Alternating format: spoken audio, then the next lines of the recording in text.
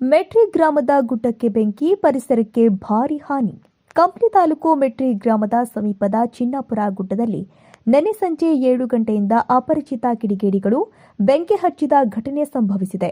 ಬೆಂಕಿಯಿಂದ ಗುಡ್ಡದ ಸುತ್ತಮುತ್ತಲಿನ ವನ್ಯಜೀವಿ ಮತ್ತು ವನ ಸಂಪತ್ತು ನಾಶಗೊಂಡಿರುವ ಶಂಕೆ ವ್ಯಕ್ತವಾಗಿದೆ.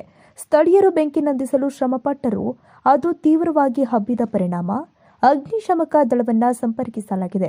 ಸಿಬ್ಬಂದಿಗಳು ಸ್ಥಳಕ್ಕೆ ಧಾವಿಸಿ ಬೆಂಕಿ ನಂದಿಸಲು ಪ್ರಯತ್ನ ನಡೆಸಿದ್ದಾರೆ. ಪೊಲೀಸರು ಕೂಡ ಸ್ಥಳ ಪರಿಶೀಲನೆ ಮಾಡಿದ್ದು ಕಿಡಿಗೇಡಿಗಳ ಪತ್ತೆಗೆ ತನಿಖೆ ಪ್ರಾರಂಭಿಸಿದ್ದಾರೆ. ಈ ಘಟನೆಯಿಂದ ಗ್ರಾಮಸ್ಥರು ಆತಂಕಗೊಂಡಿದ್ದು ಅಪರಾಧಿಗಳಿಗೆ ಕಠಿಣ ಶಿಕ್ಷೆ ವಿಧಿಸಬೇಕು ಅಂತ ಒತ್ತಾಯ ಮಾಡಿದ್ದಾರೆ. ಫಾರೆಸ್ಟ್ ಲೆಕ್ಕಿಲ್ಲ ನೋಡೋ ಮಾರಾಯ, ಫೋನ್ ಮಾಡಿದೆ ಸೌಂಡ್ ನೋಡೋಪಿರ ಹೆಂಗೆ ಕಾಣಿಸ್ತಾಗ.